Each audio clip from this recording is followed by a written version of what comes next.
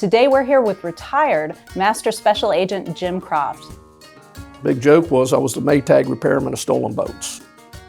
A lot of people don't think to notify our department when a boat is stolen. Starts off, the guy's asleep in his bed, and then he felt a big bang and his house shook. Shines a light on the boat, and there's a guy standing there, and he's got blood on his face. When he comes back out, they had disappeared.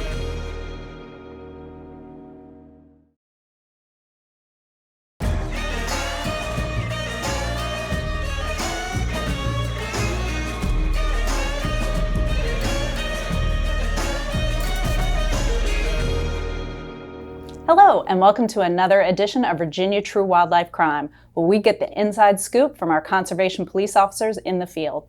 Today we're here with retired Master Special Agent Jim Croft.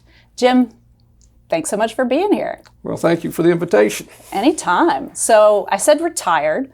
You were with the agency for 37 years, is that correct? That's correct. There has got to be a ton of stories in that brain of yours. Give us a little bit of history. What have you done with the agency in those 37 years? Give us a brief rundown. So I started with the department in 1988. I applied. I had been a police officer for municipal police department in Sussex County. I'd worked with state game wards out there. I thought they had a very interesting job and kind of appealed to me, and did regular police work for about 7 years, and then I applied as a state game warden, as officers were known as back in those days. Get off the road and get into the field. Yep, I did, and I was hired and assigned to Chesterfield County as my main work area. And I basically worked a 4 or 5 county area around Chesterfield during that time. I was a uniformed guy for a while, did all the hunting and fishing, boating type cases, and had opportunities to do a few other little special assignments. I was assigned to the governor's narcotics task force, did all the narcotic stuff, kicking doors, buying drugs, vehicle pursuits, that kind of stuff. Not something that most people would assume a game warden or conservation police officer would be a part of, so that had to be pretty interesting. Yeah, it was interesting, and various the authority of game wardens throughout the country, but in Virginia, the Virginia game wards have full state police powers. They can enforce any of the laws in the Commonwealth. So I was able to take a lot of the knowledge I learned in working more complex cases and come back and bring it and apply it to a lot of the game cases we made. And a lot of stuff we were doing, like I did a lot of interdiction work on interstates looking for people smuggling drugs. We worked rest areas and toll booths and stuff like that. I said, man, I could use this as a game warden when I get back in the field. And so when I came back, we started working toll booths and stuff. And I remember the first time we tried it, we had 20 vehicles stacked up on the shoulder of the road full of illegally killed game. And so I was able to use and apply a lot of that stuff. And it was a good experience for me. And then I was put on the department's covert unit, which we just use that to infiltrate organized groups of people that the uniformed force wasn't very effective in addressing. And so I was doing undercover hunts. I was getting in with the crooked hunting guides that would break the law, hunt with other people that had no regard for the game laws. And I did things like shoot waterfowl by moonlight over bait, shooting turkeys during closed season with hunting guides, all kinds of different stuff like that. And but mostly I tried to address the commercialization of wildlife and people selling black bear parts, which is part of a traditional Asian medicine. This is old information, but 20, 25 years ago, they were documenting the sale of bear gallbladders, which is used in that trade at an auction in China back in those days. It could sell for $28,000 for a single gallbladder. Wow. And it fueled some of the hunters in Virginia to kill bear illegally because they could sell the parts for profit. And when you're hunting, there's a lot of ethical decisions you have to make as a hunter. Whether I take that shot, is this a clean shot? And we had size limits on those. I think back in those days, you weren't allowed to shoot a bear that was, say, a 45-pound bear would have been illegal. But if a 45-pound bear is sitting up in a tree and the dogs have treated it and they know they can sell those bear parts to fuel that market, they would shoot it. And it had a big impact. People were killing bears legally just to harvest the parts and selling them. So We infiltrated a group of people up in the Rappahannock County area that was probably one of the major players in that. And we took over their business. So we told them they'd messed up and we were going to run their business for a while. So for some years, I served as a middleman. People would contact them, but I would be the one to sell to the buyers. So we started targeting buyers. We'd also targeted the sellers of these bear parts, but we were also addressing the buyers that were fueling that trade. So I did that, and then basically did that for a while, and then I got to do a lot of other cool stuff with the department. I was on the department's dive team where we did investigate boat accidents, did body recoveries, look for guns, and there was always stuff to do like that. I think I recovered maybe at least 40 guns out of various bodies of water over the years, and did that kind of stuff. And then I took a supervisor's position, and I did that. I liked doing the special operations stuff, but I thought I was getting close to retirement age and wanted to get my salary up because our retirement's based on our highest salary. So I took a supervisor's position and did the uniform stuff again for a little bit, but I had an opportunity to come back and didn't retire when I thought I was going to. So I went back out, got on special operations, and this time they said they had 2 positions open, both of which were doing the undercover work like I'd done before, but one of them on the job description had another line added to it, said also investigate boat theft and fraud cases where our uniformed guys weren't effective in doing that. And a lot of people don't realize that our agency is a titling agency for vessels.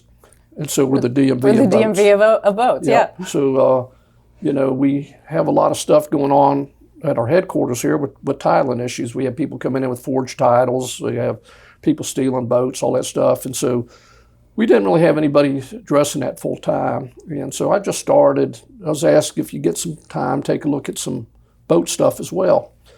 Well, when I went back on the unit, it was in March of 2010, and there wasn't a whole lot of hunt stuff going on just then. It was seasonal. Yeah, it was seasonal. And so I said, well, I'm not doing much right now. Let me see if I can maybe pick up stolen boats. So I grabbed a bunch of records and stuff up from our titling agency, got looking, and just in a few months at the end of the fiscal year, June 30th, they asked me about my statistics and stuff I had done. And of course, I hadn't been on the unit that long, but I had already recovered 18 stolen boats by that time. And it was kind of an eye-opener for everybody. And it was definitely an eye-opener for me. And I had been successful in recovering stolen boats my whole time when I was out in the field as a uniformed game ward. But now you get to focus on it. But I started focusing on it. And I juggled both jobs for a while. I did boats and I did the undercover hunting and that kind of a deal for a little bit. But after a year, I got so busy with boat stuff, they just said, hey, man, just keep working on that. So that's what I did. And I started addressing the stolen boats. And I kind of, the big joke was I was the Maytag repairman of stolen boats. And if your boat got stolen, I'd get all happy. Not happy that you got your boat stolen, but I'd have something to work on. You have something to work on. You get to solve the case. We'd make a good faith effort to try to get the boats back. And a lot of people don't think to notify our department when a boat is stolen. They call the local police department, sheriff's department, wherever they live, because they don't think of us as looking into that kind of stuff. But the reality is a lot of these departments have so much going on, they don't really have a lot of time to just to work in those cases. So a lot of times they do nothing more than take a report. Right. And so in my case, I could concentrate on that thing, and I would offer my help to various agencies. And if they wanted to use me, they could. If they said, hey, we got it, well, that's fine. But so I tell people if they do have a boat stolen, make sure they contact the Department of Wildlife Resources, because we do have to do things with the title. We want to make sure the title's locked since nobody else comes in and tries to get a title for that stolen boat. Mm-hmm. I bought this used boat from somebody, through back channels, and come to find out that boat's stolen. Yep, we red flag it, and it's surprising how many times local departments take stolen boat reports and they don't properly enter all the evidence into the crime computer. They might enter the trailer, but they don't put the serial numbers of the boat or the engines. And I go ahead and would run all that stuff to make sure it was actually properly entered. And if it wasn't, we'd contact the agency, say, hey, you need to make sure this is put in. And then, of course, we ended up looking at a lot of those cases, and we're were able to successfully recover boats and that kind of thing. So, and then also we'd look for trends, and if there was an area where we found there was a lot of boat thefts or stuff, we would actually try to work those areas, and we were pretty successful at catching people. And I could have retired 19 years before I did. Oh, wow. So I told the department, I said, look, when I go, it's taken me a while to learn all this stuff, but I'd like to pass it on. So they were receptive to that, and they went ahead and started providing me with a couple of bodies out of the field. I'd take the uniform guys, they'd drive, old trucks and, grow a beard and do whatever, and we would go out and catch people. And so I think we ran like maybe 5 guys through the program like that, and they were able to get a lot of expertise on working that stuff that when they got off their assignment, they could go back out in the field and spread the knowledge out there. So that was pretty successful. Really helping to broaden the horizons of all the CPOs in Yep. service and really help the constituents and the boat owners. And it's a very specialized field, and most agencies don't have boat theft investigators, but you got to have the same expertise as say an auto theft detective does, or certain things you look for. And so we were able to do that, and I think we're so successful, I think we won national awards for that stuff. you absolutely did. It's sitting right here on the table, 2020. The Association of Fish and Wildlife Agencies gave you Exceptional National Level Teamwork Achievement Award. Yeah, we were pretty proud of that. It kind of validated what we were doing and our methods, and we did a lot of teaching.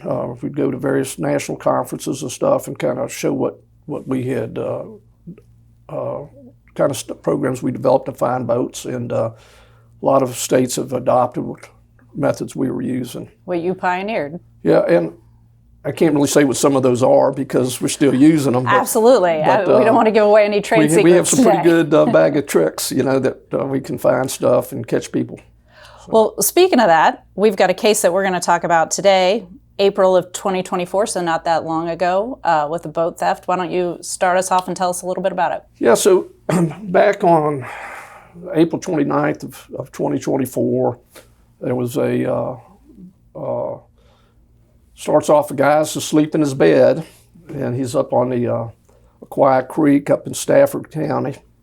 And he has a house on the water, and he's kind of woken up by the sound of loud engine noises coming towards his house, which is where he's located on the river. That would be a little bit unusual. And kept getting louder and louder, and then he felt a big bang, and his house shook. And he grabbed his pistol and his flashlight and went out to investigate what had happened, and he went out to the side yard. He sees what he thinks is a tent up on the shore, and thought somebody was camping there, but he got closer and walked over and realized it was a large vessel and had run aground up on his bank. In his yard, essentially. Yep, and he's kind of shallow there, so he goes and shines a light on the boat, and there's a guy standing there, and he's looking at him, and he's got blood on his face, and he says, hey, I'm having battery problems, I'm going to go get another battery, and he hears splashing on the other side of the boat where he could tell somebody's in the water on the other side. He's assuming maybe they're pushing the boat off or trying to move the boat, which, it wasn't going to move that easy. But he knew there was at least one person with him. And so he went back in to call the law enforcement. And he goes in the house. When he comes back out, they had disappeared. And the police get there with the sheriff's department, Stafford County deputies, board the vessel. There's blood in the vessel. There's some paperwork where they can identify the owner, who lives in Spotsylvania County. Spotsylvania deputies contact him, and he says, hey, nobody should have the boat. It was in a marina slip, which was on the other side of the creek at Hope Springs Marina. He said, as far as I know, somebody stole my boat. Yep. And so he made a report and, also contacted his insurance company. I'm called as a boat theft investigator. The uniformed work area guys down there are handling the case, but I get a call from the conservation police officer down there. Daniel Eller's on the scene. He has he's a field trained another officer, Hyde, who's riding with him as a part of his field training. But they request my assistance. We get there, and this thing happened probably about midnight or a little bit after, and we get there. I'm there at daylight. The boat's still there. we get Special Agent Brett Clausen, who's been to the Forensic Academy. He does the crime scene down there. And we get a plan together to figure out who did this. And we know they fled, but we're trying to identify people. So we're collecting blood for the DNA, that kind of stuff. And I go to Hope Springs Marina to canvass the area, see if I can find any witnesses, check for video evidence where we might be able to identify the person. And we didn't have any luck with the video. I was able to contact an off-duty police officer that had been on the dock that night. Off-duty? He was off-duty, and he was hanging out in his boat, which was in a slip. Yeah. Heard the boat start up, and it's a large boat. It's a 30-foot boat. It's a cabin cruiser-style boat. It's big enough that it had multiple TV sets inside the boat. And, so not your average John boat. My boats don't even have a TV, you know, let alone multiple TVs. But he said he was at his flip, and he saw the boat when it went to pull out the slip, and it was coming out the slip. All of a sudden, it banged in the pilings. As it turned out, that boat was connected to extension cords to provide shore power to the boat, and also a hose, I think, for the water line, provide water for the boat in the galley. And when it was pulling out, the guy didn't unhook it, but it caused the boat to bang into a pilings there. So he was afraid this guy's not operating this boat pretty well. He's afraid it's going to hit his boat. So he takes a flashlight to kind of illuminate his boat, and as the boat comes by him, he shines a light on the operator. And he said there was two people in the boat. And he said one guy just stared at him with a deer in the headlight look. The other individual turned away and would look at him. And he said, anyhow, as they went out, they had to go up underneath a bridge, and he said, there's a channel there, and he said, if you don't do it right, you're going to run aground. He said, it looked like the person knew where they were going, but they accelerated and took off at a high rate of speed. And a little while later, heard a loud bang, which was the boat running aground.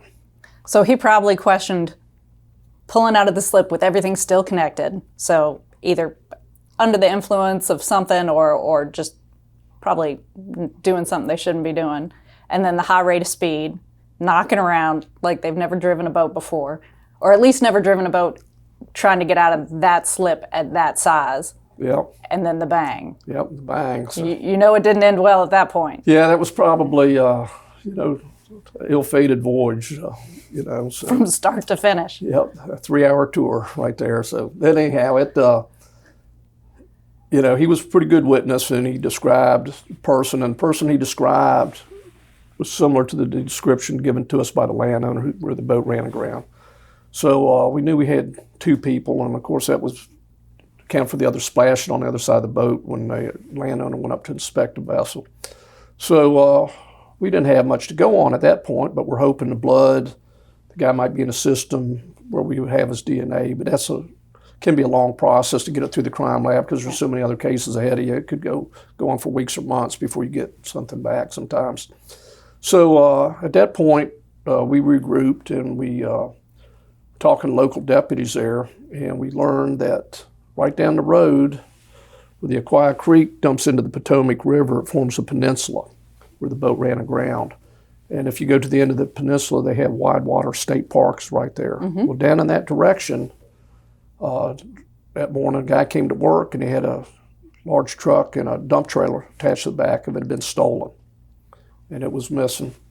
And so we figured, we don't believe in coincidences in police work. Very likely that our suspects that fled the scene used that to escape the area and stole it. So, we're getting more convoluted here. I have a little minor crime spree going on. So we're thinking those guys have stolen this truck. Well, the owner of the truck posted on Facebook a photograph of his truck, said, hey, my truck's been stolen. Anybody sees it, give me a call or call the police. And a woman happened to see Facebook that morning, happens to look out in front of her house, and on the road out there's a truck. Oh. And she goes, wow. So she raises a hue and cry, and the police get involved, and local deputies go down there and get the truck. And it had been, the steering column had been damaged where the guy had started the truck up with a screwdriver. And oh gosh, so like old movie style. Yep. He fired it on up, and he drove down there. Well, right down the road from there, 100 or so yards, is a Wawa.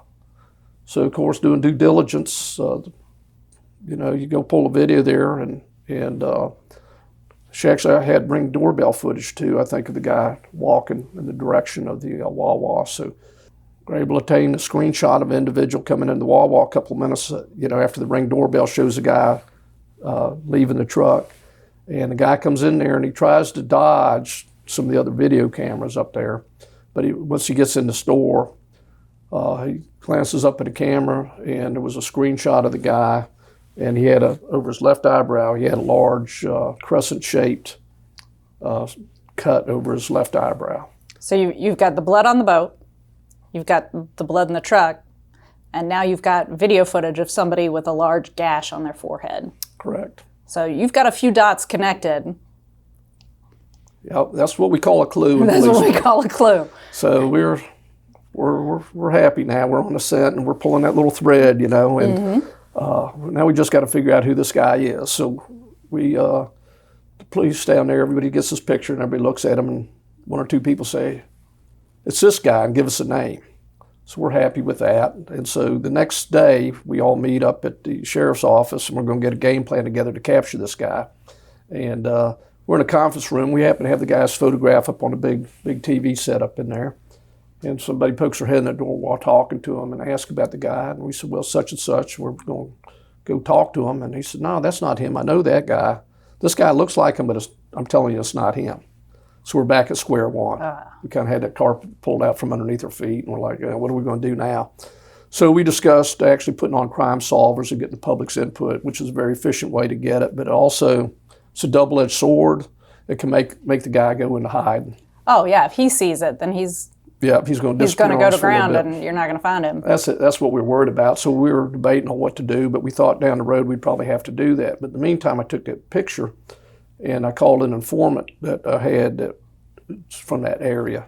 And I met him down there at a Hardee's restaurant, and I said, "Hey, meet me down here." And I said, "Who's this guy?" And he gave me his name, gave me all his information, and I pulled him up on social media and was definitely our guy.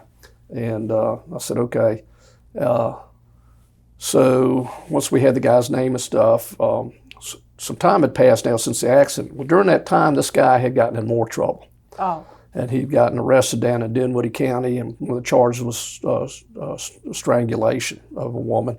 Oh. And he had some other charges as well, but he had been arrested for that and was currently being held in the Meherrin River Regional Jail. Well, at least you knew where he was. Yep, he was safe. He wasn't a public safety issue at this point, so we could take our time.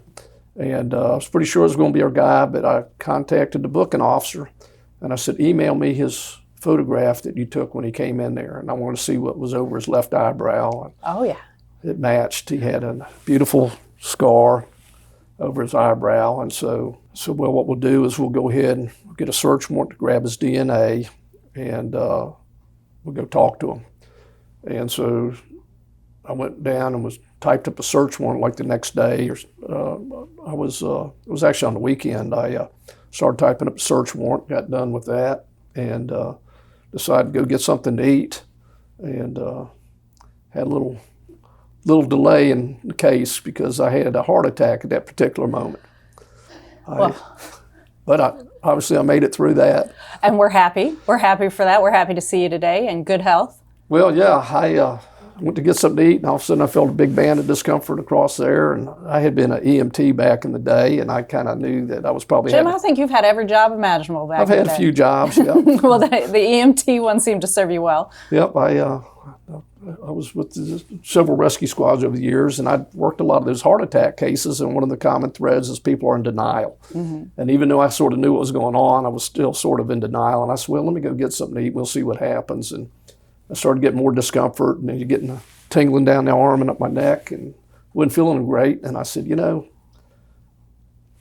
got a couple of things in here, heart and lungs, and I'm breathing fine. So it's probably time to go to the doctor. So I headed to the doctor instead of get my chili dogs. And that's definitely a better choice. Yeah. Yep, and I'd had a 98, 99% blockage in my coronary artery, and I was in critical shape, and had an excellent doctor. And a day later, I was ready to go back to work. A day later. Yep, he said, you can go back to work right now, but I want that wound where we ran that wire up you to do the catheterization and stuff. He said, that has to heal. Jim, we appreciate your dedication, but maybe take a little time off. He told me to set an appointment with his doctor's office in 10 days, and he says, I asked about going back to work, and he said, well, when do you want to go back? I said, well, I got to do a search warrant, and if I could go back right now, it'd be good. So he wrote me a note saying I could go back, but those search warrants expire after so many days, and I didn't want to have to redo everything. So I called the guys, and I said, hey, let's go to the jail in the morning and do the search warrant. And so Daniel Eller and his trainee met me down there. We interviewed the guy, and those boys had done a lot of work in the meantime. Daniel Eller had done what's called a geofence warrant, which is that looks to see if the suspect's cell phone had entered a certain area where the boat crashed. We were looking to see if the guys that lived in that house, if any of his wireless devices had connected that guy's phone. Same with the marina. So we're looking for the guy's phone to put that suspect in that location. It's kind of a labor-intensive doing one of those warrants. He'd been doing stuff like that, and they're just not idle during that time. And so Eller and his Officer Hyde met me down there. We went in, talked to the guy, and basically told him we just hadn't thrown a dart in the board to get there. We knew he was involved, and told him we had DNA from his blood, and so on and so forth, which was a little bit of a stretch. I was kind of fibbing at that point, but said that's why we're here. And we had so much on the guy, he really knew we had him, and he did go ahead and fess up to being on the boat. I was drunk and went for a ride on the damn boat. And his story was that he was down on the dock, had gone down there to go fishing, and the guy said, hey man, you want to go for a boat ride? And he hopped on with some random guy, and of course, you don't know whether he's telling you the truth or knew who the fella was, but they took on off out of there. They split up after the crash. We only had video of him getting out of the truck. Not to say he didn't drop somebody off prior to that time. He may know who the person is, he may not, but he's saying he doesn't. But that's still an active case. So if anybody might know who this other person is, our department would like to know, because we'd like to have a little talk with him as well. Absolutely. So we do have a crime line that they can contact us with our agency. If anybody knows anything, we want folks to give us a call either on the crime line or shoot us an email on our tip line, so maybe we can find that second person on the boat, because we knew there were two. Yes, we know there's two, and we would be very interested in knowing who the second person is, and they can contact us on the crime line and give us that information, and we'll look into it. Perfect. So you've talked to him. He's obviously said, "Oh, it wasn't me." Where are we going from here? So he Denial. He denied it just very briefly. He basically, once we told him that, about the blood and all that, and that's it. And I told him, I said, we found out who you are because of the DNA, even though at that point he'd already been in the criminal justice system, so we did know that his DNA had been taken before, so he would have no reason to believe that we didn't already run it. But I don't believe we ever had to submit the DNA, because he went ahead and fessed up to being the guy, and it was. Some breaks we got on the case, the photographs of him in the Wawa and the blood and all that doesn't leave a person much wiggle room. Well, and you had a good witness too. Yep. So in the end, what was he charged with? So he was charged with stealing the truck. He was also charged with taking the boat, which is unauthorized use of a vessel. He was charged with property damage. Even though the boat itself looked like it was in pretty good shape, from the impact, there was a lot of structural damage, the transom area, the motors, that kind of stuff, and the boat was written off by the insurance company as a total loss. And I think the boat was valued over $70,000, somewhere between the $70,000–$80,000 range. It was all those TVs, Jim. Yeah, so he was convicted of that. He's currently in jail last time I checked, and he has to pay restitution. So that was an expensive boat ride. for them. And the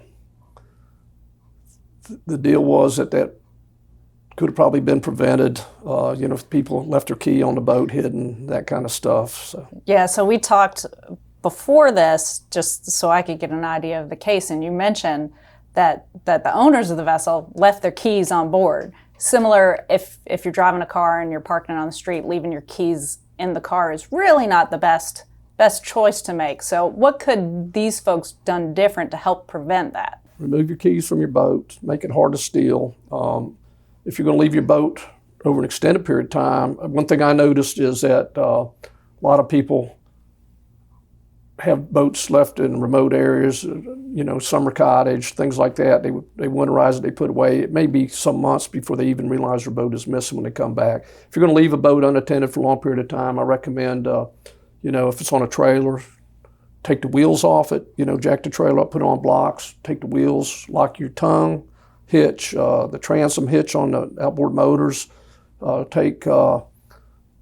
if you have electronics, take the control heads off your depth finders, that kind of stuff. Just make it not as inviting to steal for a thief, and make it harder to steal. And you do those kinds of things. Make sure that you have your serial numbers of all your equipment on board. They'll take fishing tackle. We recently did a boat a couple of years ago where they took like $20,000 worth of fishing tackle from vessels. They're taking $2,000 live scope fish finders, all kinds of stuff. I guess you just want to remove that temptation from people. And if your boat is stolen, make sure you do contact us. Well, it's always good to have you on the case to help us if something does go wrong. Yep, and we enjoy working on the stuff. If you report it, we're just not going to take a report. We're going to probably do some due diligence, and of course I won't be. I'm going to be sitting at home because I'm not doing this stuff anymore. But there's other. But you taught officers. the next generation. Those guys have a lot more energy than I did. Yeah. Well, and some other positive aspects of this case was the interagency working together. You working with the sheriff's office tightly on this. Yep. That was key. It took both of us to make the case, and we ended up actually investigating the auto theft as well, just because we already had made inroads on the case, and they said, well, you can handle that one too. So, Officer Eller did go ahead and charge the guy with all that appropriate charges on that case as well. So, yeah, we work hand in hand with a lot of the local agencies, which is kind of a force multiplier for us. Absolutely. And then you had a great witness who was able to give you all the details, saw at least one person and another person look away, so you can't beat it. Yeah, he kind of knew something was up with that. So. I think he had a couple of clues. Yeah. So I think it gets back to what we always say: if you see something, say something. Whether it's in the woods and something looks a little weird, or it's on the water, give us a call. Let us know on our tip lines. We're always happy to work with other agencies, helping them out, them helping us out. Makes everything go a little bit better. And if you own a boat, or really any personal property, make sure it's secure and you take care of it to keep thieves from any kind of crumb of opportunity and it leading to something bigger and worse. Great advice. Yep. Well, with all of that, we'd like to thank you for watching. If there are any topics that you want to see in one of our next episodes, be sure to give us a note in the comments. Make sure to like and subscribe. And when you're out there in the field, stay hydrated, wear your life jacket, and always stay safe. Thanks so much for joining us, and we'll see you next time.